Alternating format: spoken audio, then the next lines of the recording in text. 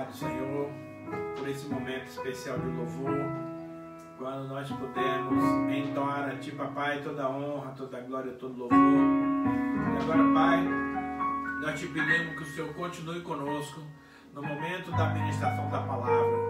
Deus, nós declaramos a nossa total dependência do Espírito Santo para comunicar as verdades dessa noite. Usa, Senhor, a minha vida poderosamente nas Tuas mãos para ministrar a Tua palavra. E abençoa, Pai, cada um dos nossos internautas que estão do outro lado da telinha, nos assistindo. Que o Espírito Santo nos conceda espírito de revelação, espírito de sabedoria naquilo que nós vamos estar transmitindo. E desde já, Papai, nós damos a Ti nesta noite toda a honra, toda a glória e todo louvor, em nome do Senhor Jesus. Amém. Querido, nós queremos falar essa noite a respeito de que é preciso esforço para se acessar o reino de Deus. Mas, antes de entrarmos no tema propriamente dito, nós queremos dar um flashback, nós queremos dar um pano de fundo a respeito da geração milenial, que é uma quantidade muito grande de pessoas que estão vivendo nesse momento, pertencentes a essa geração, e nós precisamos compreender um pouco os detalhes de cada uma dessas gerações, que no momento nós estamos presentemente em 3 gerações, gerações X, Y e Z. Então, para que a gente possa estar compreendendo como as coisas funcionam, eu gostaria de compartilhar uma pesquisa que eu fiz aqui através da internet, que vai nos trazer luz, esclarecimento a respeito do nosso tema. No ano passado, os nascidos no novo milênio completaram 18 anos. Eles fazem parte da geração Z, são nativos digitais e têm peculiaridades que antes dele não existiam nos consumidores. Com a chegada da maioridade, agora eles frequentam os postos, tanto para abastecer, quanto para se divertir e principalmente consumir. Considerando suas necessidades e expectativas inerentes e o fato de que, no ano que vem, eles representam 40% dos consumidores. É necessário conhecê-los bem, para atendê-los bem também. Por que queremos falar sobre esse assunto nessa noite? Primeiro, porque isso vem de uma direção de Deus. Segundo, porque é algo pertinente ao nosso dia a dia. Veja bem, na sua casa e na minha casa, você tem muitas pessoas envolvidas no processo, que fazem parte dessa geração.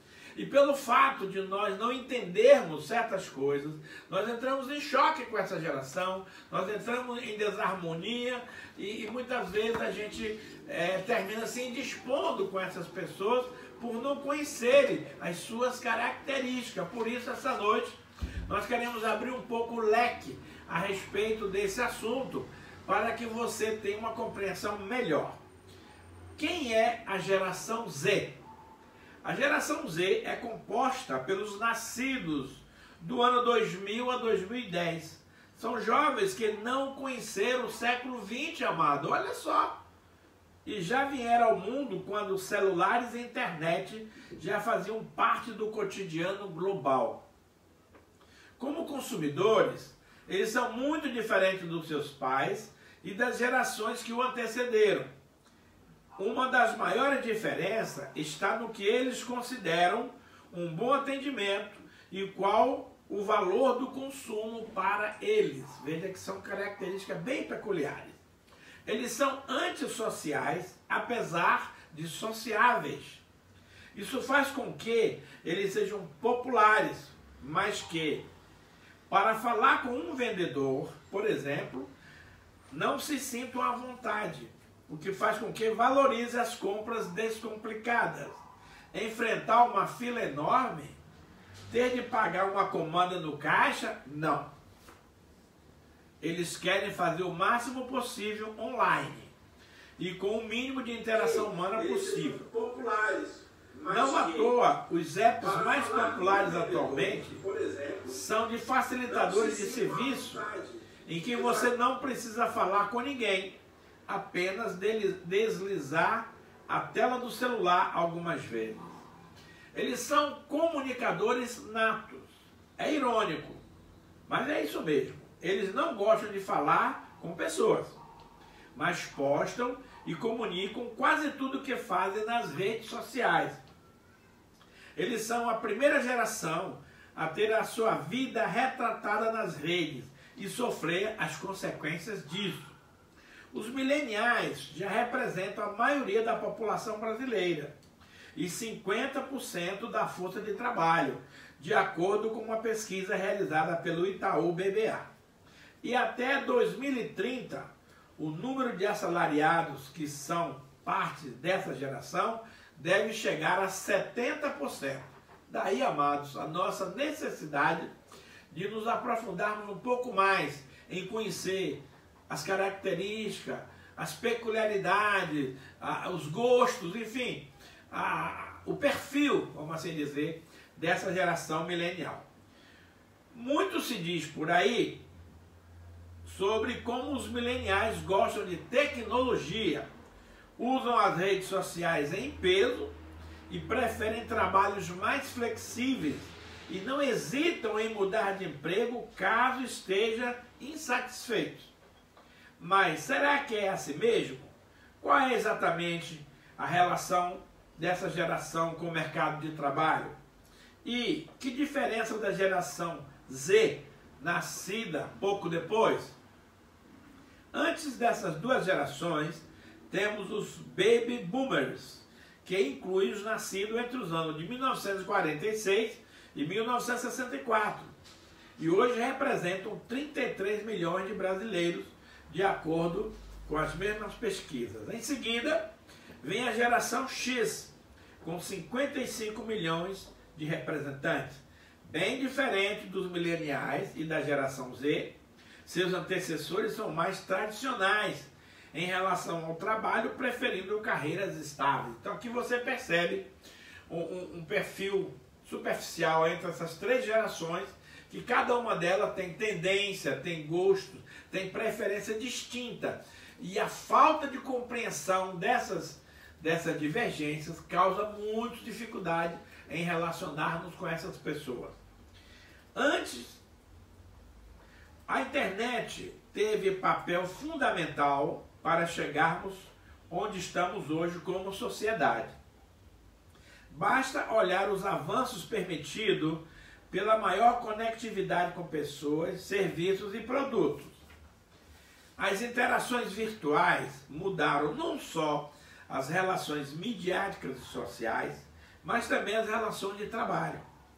É só pensar no enorme mercado digital que temos hoje e quantas pessoas eles impactam. Aposto que você em algum momento já se perguntou: como que as pessoas viviam sem o Google, cara? As pessoas viviam sim, amigo. Mas não podemos negar que o Google trouxe uma porção de novas utilidades, novas maneiras de se fazer negócio e um novo mercado a ser explorado. Como você percebe, amados, esse assunto é por demais intrigante e é por demais necessário que a gente estude, que a gente observe, que a gente faça uma profunda análise a respeito dessas características, para que possamos nos comunicar melhor. Nosso grande desafio, querido, como cristãos, é saber como alcançar o coração dessas pessoas que querem tudo na hora, automatizado, sem enfrentar os problemas comuns de todos os mortais. Precisamos nos modernizar sem sair dos princípios divinos. Nossa maior dificuldade é encontrar uma forma de nos comunicarmos e interagirmos com essa massa de pessoas que temos agora pela frente. Veja, as pessoas, querido, normalmente estão apegadas hoje ao conforto. Querem comodidade, moleza. Mas aí a palavra de Deus vai contra essas coisas. Quando em Mateus 11, versículo 12, diz o seguinte: Desde os dias de João Batista até agora, o reino dos céus é tomado por esforço, e os que se esforçam se apoderam dele. Então perceba, como vamos falar do reino de Deus para essa geração a respeito de se esforçar, quando eles preferem muito mais as coisas automatizadas, as coisas mais rápidas, as coisas mais digitalizadas. Em Lucas, capítulo 13, versículo 23 e 24, nos diz o seguinte: e alguém lhe perguntou: Senhor, são poucos os que são salvos? Respondeu-lhes: esforçai-vos por entrar pela porta estreita, pois eu vos digo que muitos procurarão entrar e não poderão. Mais uma vez a Bíblia nos remete à questão do esforço. Para nós entrarmos no reino de Deus, precisamos nos esforçar. Já costumava-se dizer que a salvação é de graça, mas custa caro. Custa realmente um esforço para você vencer a sua comodidade, vencer as forças do mal, vencer essa modernidade de hoje, para compreender a mensagem de Deus para o seu e para o meu coração. Em Mateus 7, 13 e 14 está escrito: entrai pela porta estreita, larga é a porta, e espaçoso o caminho que conduz para a perdição, e são muitos os que entram por ela. Porque estreita é a porta, e apertado o caminho que conduz para a vida, e são poucos os que acertam com ela. Meus amados, nesse presente momento, nós temos que prestar muita atenção numa coisa chamada religiosidade. Querido, essa geração dos mileniais, eles não suportam religião, não sabem nada sobre o assunto, nem querem saber. Aí Jesus se solidariza com eles, porque Jesus também não gosta de religião. Então há uma enorme responsabilidade nos nossos ombros, de como nós vamos buscar em Deus uma estratégia, uma maneira inteligente de conversar com essa geração, para falar-lhes das coisas do reino de Deus, sem lhes causar desconforto, mal-estar e rejeição. Para fazer o bem e ajudar as pessoas, nós precisamos de esforço. Em Romanos 12, 17 e 18 diz assim: não torneis a ninguém mal por mal, esforçai-vos para fazer o bem perante todos os homens. Se possível, quando depender de vós, tende paz com todos os homens. Querido, Deus fez cada ser humano com características individualizadas, próprias, peculiares. E o nosso maior desafio como igreja, como povo de Deus, como reino de Cristo, é buscar uma maneira de conviver com forças tão antagônicas, tão divergentes, mas chegando a um ponto de convergência. Então é preciso se esforçar. Como nós vamos convencer, entre aspas, essa geração milenial que eles precisam se esforçar para alcançar os valores do reino do nosso Deus?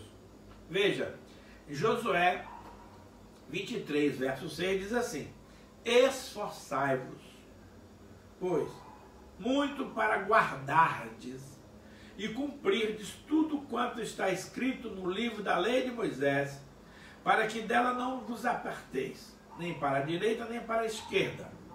Então, mais uma vez, nós somos desafiados a quebrar paradigmas, a quebrar conceitos, a quebrar parte da modernidade, para chegarmos num denominador comum. E eu gosto muito, querido, de uma palavra que está escrito em Malaquias 4, versos 5 e 6, que diz o seguinte: eis que eu vos enviarei o profeta Elias, antes que venha o grande e terrível dia do Senhor.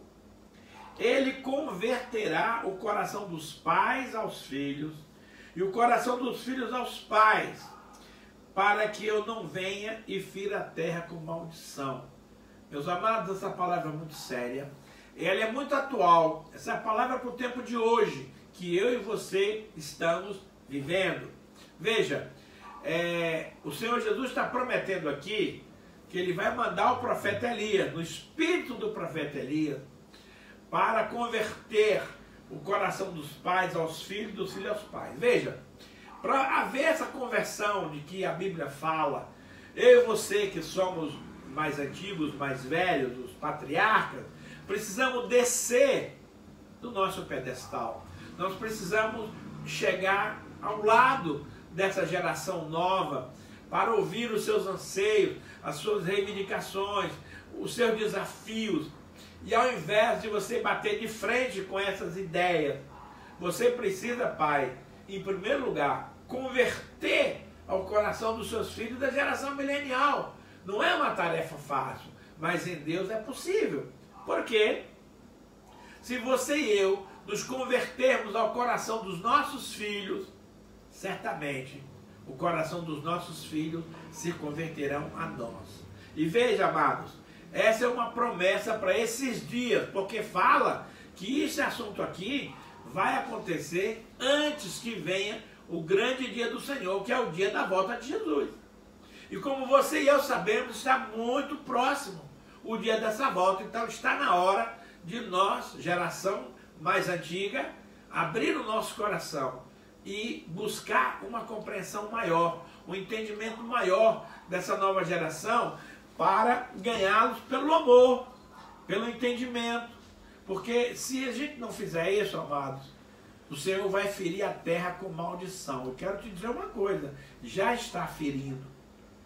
A única maneira de eu e você evitarmos essa catástrofe, essa situação terrível que já está acontecendo, é buscar converter o nosso coração ao coração dos nossos filhos, dos nossos netos, da nossa geração mais nova, porque aí eles vão se converter a nós. Muitos pais pensam ao contrário.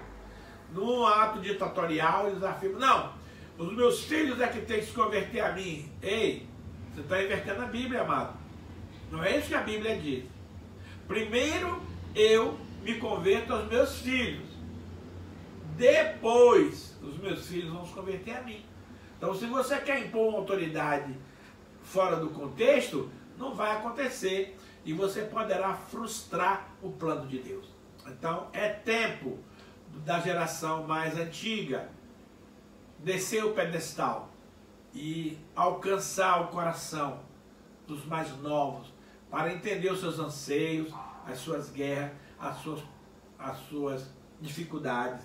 E não bater de frente, não criticar, e não falar mal, e não querer impor a sua doutrina, o seu conceito, a sua verdade. Você está me entendendo? Vamos continuar aqui.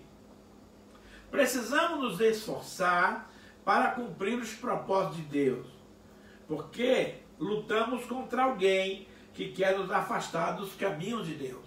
A gente não anda nesse mundo à toa, à vontade, livremente. Não.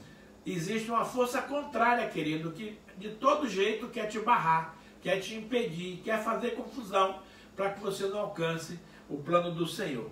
Olha o que diz a palavra aqui, em 2 Pedro, capítulo 1, verso 15. Mas, de minha parte, esforçar-me-ei diligentemente por fazer que, a todo tempo, mesmo depois da minha partida, conserveis lembrança de tudo.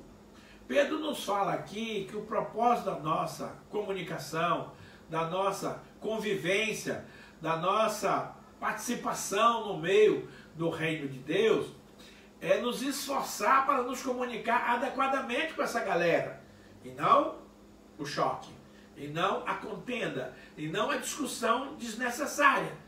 E nós temos que fazer isso, porque um dia a nossa geração vai passar e vai vir outra geração. E eles precisarão ter essa base de harmonia para viverem em paz. Em Atos 24, versículo 16, está escrito o seguinte: por isso, também me esforço por ter sempre consciência pura diante de Deus e diante dos homens. Meus amados, diante de tantos valores que invadem a nossa mente, diante de tanta informação, de tanta cultura, que eu e você somos submetidos. Hoje, fica difícil você manter uma consciência pura diante de Deus, diante dos homens. Por quê, pastor? Porque a tentação é grande, as informações são muitas, cada um traz a sua própria verdade e quer enfiar a goela abaixo dos outros. Ei, nós não podemos aceitar esses valores mundanos gratuitamente. Nós precisamos levar tudo isso à obediência de Cristo. Nós precisamos filtrar, especialmente, a quantidade imensa de informações que você recebe pela internet, pela televisão, pelo Facebook, redes sociais. Nós somos bombardeados, amado. E há uma classe aí que quer vender uma graça barata e quer nos levar a pecar contra Deus. Então, nós precisamos nos esforçar para manter a nossa consciência pura, em santidade, longe do pecado, das coisas erradas que nos são indicadas a fazer, mas não só a consciência pura diante de Deus, mas também uma consciência pura diante dos homens. Não adianta que você estar bem com os homens e mal com Deus. E também não adianta você estar bem com Deus e mal com os homens. A coisa aqui é bilateral. Em 2 Coríntios 5,9 está escrito assim: é por isso que também nos esforçamos, quer presente, quer ausente, para lhe sermos agradáveis. Querido, o meu e o seu desafio é levar uma comunicação saudável para a nossa geração milenial, geração Z, geração X, Y, de uma forma agradável, não no confronto, e não na imposição, e não no murro na mesa. Você não vai chegar a lugar nenhum usando dessa truculência. É tempo de diálogo, é tempo de relacionamento. Então, o nosso papo, as nossas conversas com essa galera tem que ser uma conversa agradável. Veja, para andar na luz, para andar na paz e em unidade, precisamos de esforço. E eu fico pensando, meu Deus, como é que eu vou convencer essa geração nova a se esforçar quando tudo leva a crer que eles querem tudo automatizado, tudo instantâneo, tudo na hora, do jeito que quer, na hora que quer, Wi-Fi, online. É um desafio que somente o Espírito Santo e a sua boa vontade vai nos conduzir para uma conversa, para uma convivência pacífica, amorosa e tranquila. Veja, Efésios 4:3 diz assim: esforçando-vos diligentemente por preservar a unidade no Espírito, num vínculo da paz. Amados, muitas pessoas pensam que unidade é pensar igual em tudo a todos. Isso não é unidade, é unanimidade. E já dizia o profeta Nelson Rodrigues aí, o escritor, que toda unanimidade é burra. Então eu posso muito bem ter unidade com você, meu querido, em princípios bíblicos, em coisas que são inerentes, e não pensar igual a você em tudo. Isso é um raciocínio errado. Tem muita gente que quer impor a unidade na força. Não vai conseguir. A unidade é feita em cima de um esforço. Eu cedo de um lado, você cede do outro, e no fim nós nos encontramos na convergência. Então veja bem, é preciso esforço para andar na paz uns com os outros e na unidade. Pelo fato de Deus ter criado cada ser humano com características únicas e individuais, fica muito difícil a gente manter essa convivência. Mas não é impossível. Se você quiser, se você for um homem ou mulher inteligente, você vai alcançar esse objetivo da unidade no Espírito e também na paz do Senhor. Em Filipenses 2,16 está escrito: preservando a palavra da vida, para que no dia de Cristo, dia da volta de Jesus, eu me glorie de que não corri em vão, nem me esforcei inutilmente. Amado, essa nossa disposição de viver em paz, em santidade, em unidade.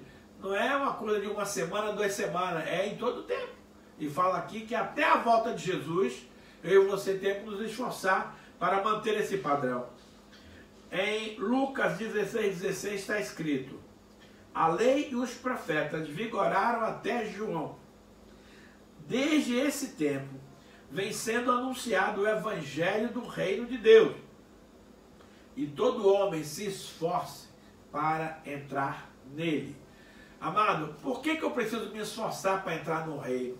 Porque a entrada no reino de Deus choca com os meus pensamentos pessoais, com o meu conforto, com o meu bem-estar, com meus pontos de vista. Eu vou ter que abrir mão de um monte de coisa para acessar o reino de Deus. O reino de Deus é um reino que tem ordens, que tem leis, que tem princípios. Então eu não posso entrar para o reino de Deus praticando as coisas erradas que eu fazia anteriormente.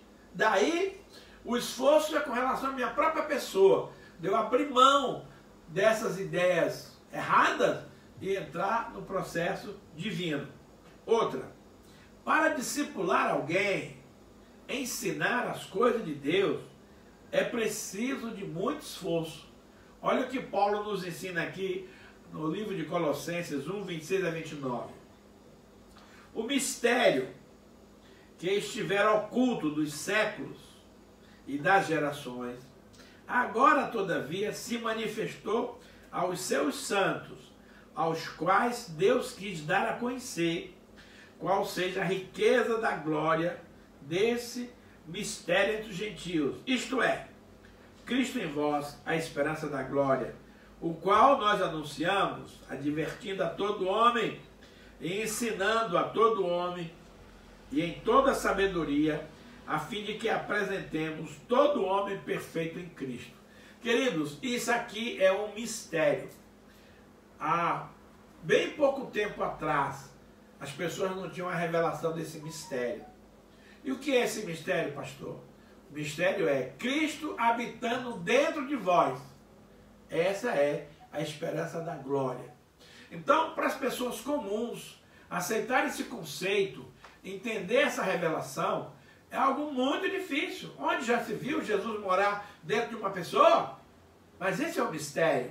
Jesus está através do seu Espírito Santo.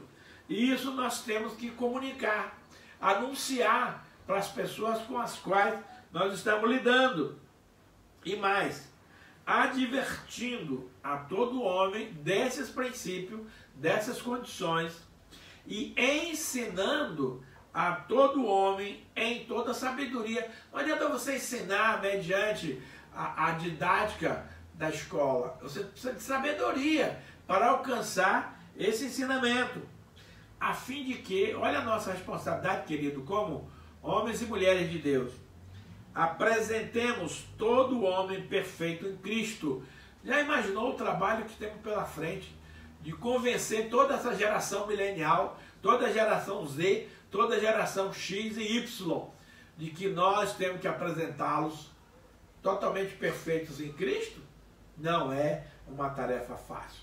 Somente a graça de Deus, a dedicação do obreiro, do pastor, do líder e a unção do Espírito Santo vai nos levar à vitória neste quesito. Ele continua: para isso é que também eu me afadigo, esforçando-me o mais possível, segundo a sua eficácia que opera eficientemente em mim. Veja, se o líder, se o pastor, se o apóstolo, se o evangelista, o mestre, pastor, não se esforçar diligentemente, ele não vai alcançar esse objetivo. E Paulo vai mais além. Olha o que ele diz aqui para nós em Gálatas 4:19. Meus filhinhos, por quem de novo sofro as dores de parto, até ser Cristo formado em vós. Amados, deixa eu te falar algo. Para nós homens, esse negócio de sentir dor de parto, você não tem ideia, porque isso é coisa de mulher. Mas É dito por aí que aquelas pessoas que já tiveram cólica renal é uma dor parecida com a dor do parto. E eu já tive esse troço. E sei que não é fácil, que não é moleza. Então Paulo está nos dizendo aqui que nós vamos ter que passar por dores de parto até ver Cristo formado no nosso discípulo. Até ver Cristo formado na geração milenial, na geração Z, na geração X e Y. Então veja que não é uma tarefa fácil. Se você não tiver a unção de Deus, a disposição no coração e amor, você não vai alcançar esse objetivo. Mas essa noite Deus vai te encher de sabedoria. Deus vai te encher de unção. Deus vai te encher de amor, para que você olhe essa geração que está em tua volta com os olhos amorosos, com os olhos da fé, com os olhos de Deus. Aquilo que não é possível para mim e para você, é possível para Deus.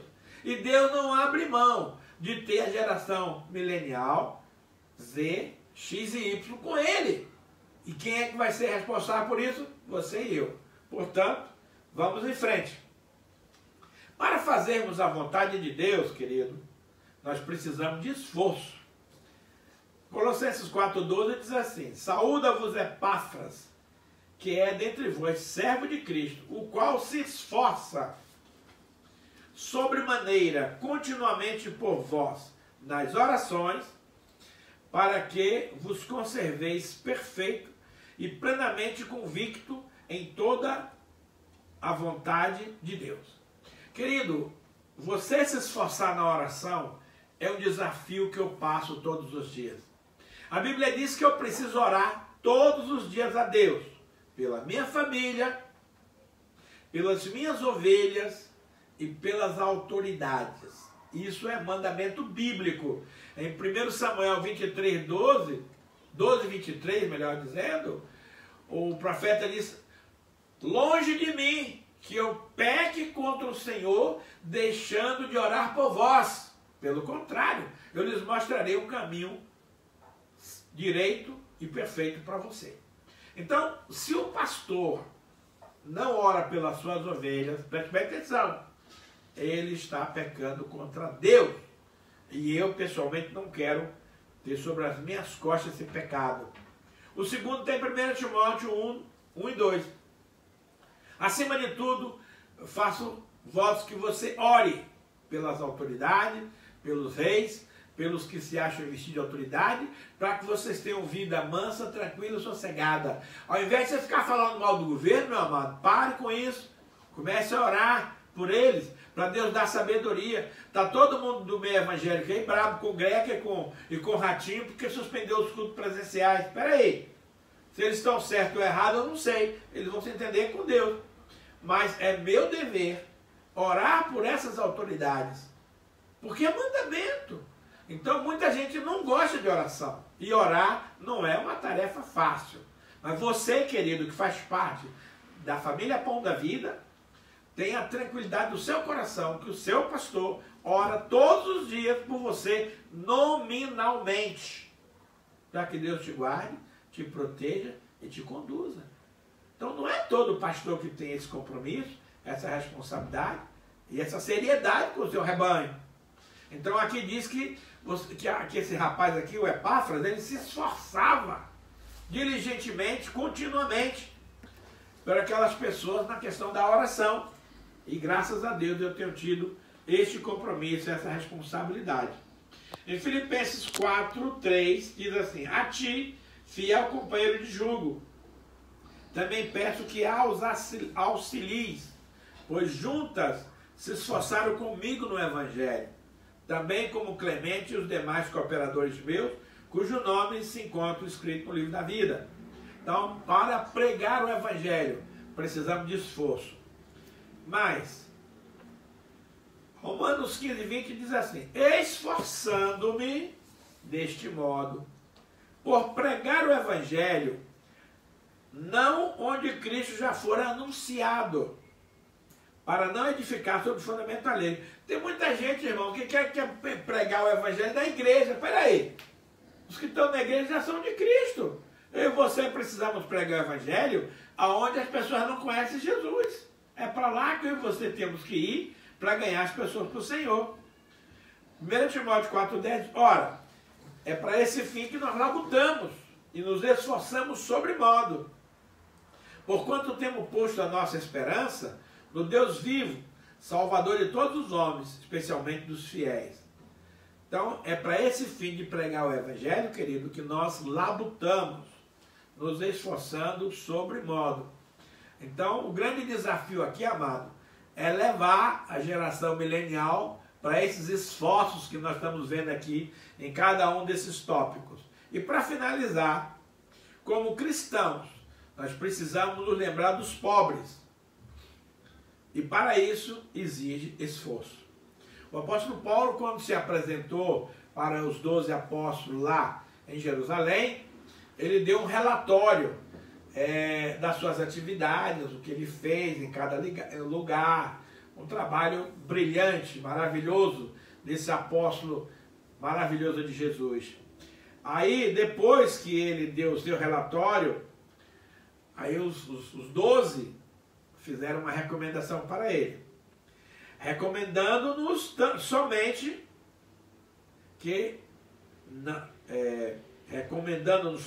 que nos lembrássemos dos pobres. Você veja bem, não é só os ricos que precisam de evangelho, os pobres também precisam, tá? E aí Paulo diz lá, o que também me esforcei por fazer. Então você tem que ter uma metodologia para alcançar os mais ricos, e aí a gente coloca a Adonep nesse circuito, porque a Adonep tem uma metodologia para alcançar pessoas de um poder aquisitivo mais elevado, de um poder aquisitivo intelectual mais elevado. Então não é para um pedreiro pregar para um médico, é difícil haver uma comunicação nesse nível, mas um médico falar para outro médico, aí fica mais fácil.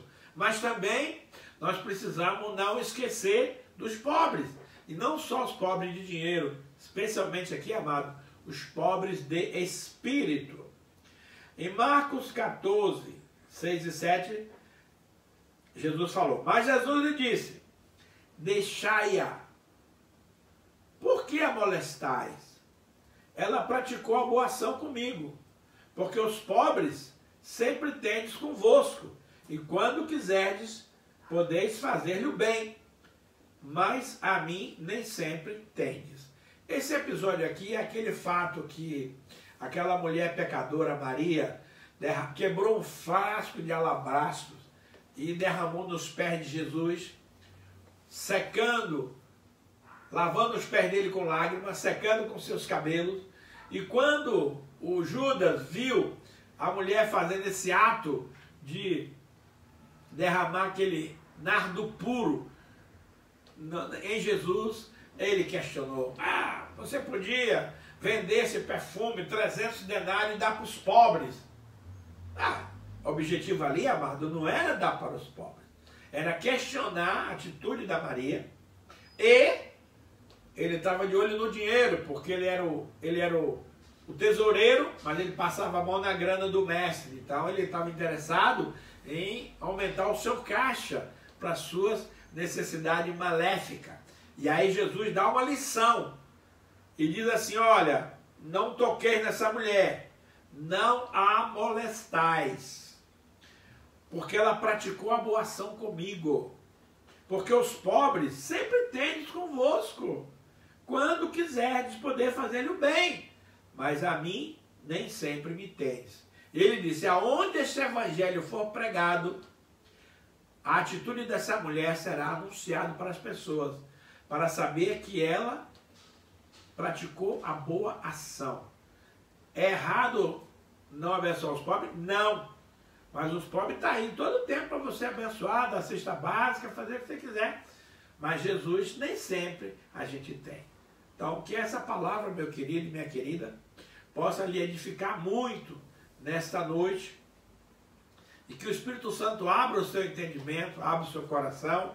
E eu vou orar para que Deus nos conceda uma unção específica, uma unção especial, para converter o coração dos pais aos filhos, dos filhos aos pais, e também uma autoridade para você se comunicar numa linguagem que seja acessível. Aí no seu vídeo está escrito as contas dos nossos bancos Bradesco e Santander, onde você deve devolver o seu dízimo, entregar a sua oferta e a sua primícia. Faça um desafio com Deus. Sabemos que não está fácil para ninguém, mas se você semear, querido, não tem como você não colher. Então, eu te sugiro que essa noite você possa fazer uma semeadura de excelência para o nosso ministério. E eu sei que Deus vai entrar com provisão. Deus vai entrar com uma colheita milagrosa na sua vida, nas suas finanças. Então vamos orar, agradecendo a Deus pela sua semeadura e por essa palavra aqui ministrada. Pai, muito obrigado por essa noite, por esse tema que o Senhor traz ao nosso coração, um tema extremamente atual, necessário, primordial. Mas eu quero te pedir 3 coisas, Pai, nesse momento. Em primeiro lugar, que o Senhor abençoe de maneira especial aqueles que em fé, nesta noite, entregaram uma oferta, devolveram o seu dízimo ou entregaram a sua primícia. Que o Senhor os faça prosperar abundantemente.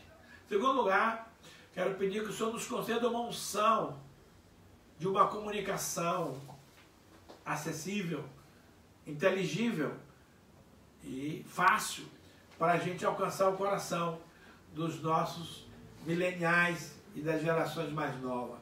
Também, Deus, que se cumpra a palavra de Malaquias, que antes de chegar o grande e terrível dia do Senhor, o Senhor vai enviar o profeta Elias, e ele, o profeta Elias, vai converter o coração dos pais aos filhos. Pai, faça isso comigo e com tantos pais que tem nesse país. Leva-nos a converter o nosso coração ao coração dos nossos filhos e o coração dos nossos filhos a nós, para que o Senhor não venha e fira a terra com maldição. E finalmente, Paizinho, que o Senhor abençoe de maneira especial cada pessoa que participou dessa live, que ouviu essa palavra, e nós a Ti, Pai, te damos toda a honra, toda a glória, todo louvor, em nome do Senhor Jesus. Amém. Queridos, continuamos com os nossos cultos presenciais, proibido pelo governo. E entendendo ou não, gostando ou não, nós precisamos respeitar essas orientações. E vamos orar para que essa pandemia bata em retirada do nosso país, que o nosso país volte a crescer, que as pessoas voltem a ter os seus empregos, que a nossa vida possa voltar ao normal. Não sabemos quando, Pai, mas uma coisa nós temos certeza: o Senhor, nosso Deus e nosso Pai, está no comando e tem todas as coisas debaixo do seu governo. Por tudo isso, Pai, damos a Ti nesta noite toda a honra, toda a glória, todo louvor e toda adoração. Em nome do Senhor Jesus. Amém, e amém, e amém.